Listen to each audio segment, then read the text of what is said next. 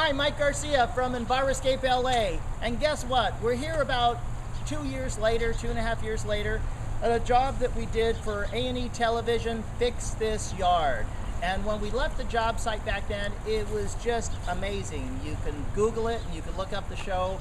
We've got a ton of pictures on Facebook and our webpage, EnviroscapeLA.com. However, what I wanted to do today was something exciting.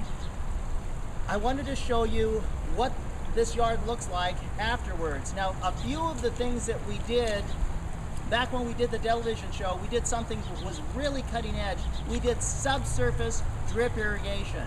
And so the question that a lot of people had back then, 2.5 years ago, was this: is drip irrigation, underground watering for grass, sustainable? Will it last a long time? Well, as you can see, this grass is watered just every other day, and right now it's July.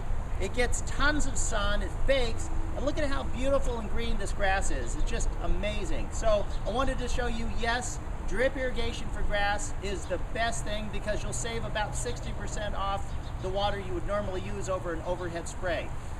Come and follow me and we'll check this out. We've also got a little fountain. I'm glad nobody's used it for target practice yet because this is right here in the front yard. Great little water feature, and it's on a timer, so it just goes on during the day. And then one of the highlights of this garden is I love bringing nature back into human society, and I love endangered species. One of my favorite plants of all time is the Encephalardos. It looks like a palm tree, but it's actually from the deserts of Africa. And if you follow me here, you'll see a couple of Encephalardos, one of the most wonderful plants ever, and they're very slow growing, and they don't need a whole lot of water, but it just really makes this corner here. And then we have the euphorbia, variegated euphorbias here. We have a variegated aloe.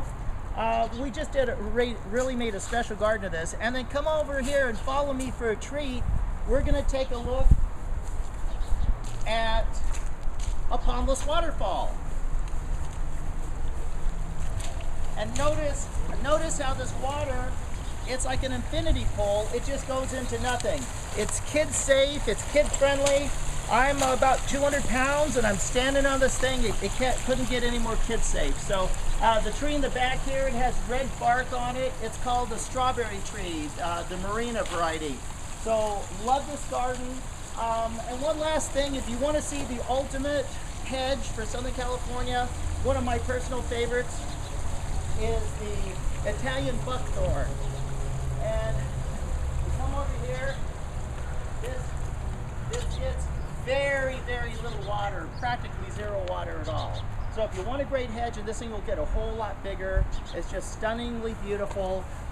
We've also used over by the stairway over there, we used the kangaroo paws, and these are Australian plants. Absolutely look stunning. This was actually part of the old driveway. We broke it up and we used it as stepping stones here. We planted something called Diamondia. It's a little ground cover. And then for the actual driveway, we used FlexiPave. It's ground up tires that are reused as driveway surfaces. So it's a completely sustainable yard, but sustainability also has to be sustainable long term. And this is truly, it's over 2.5 years later, and it's a sustainable yard. So when you think of sustainability, think Enviroscape LA.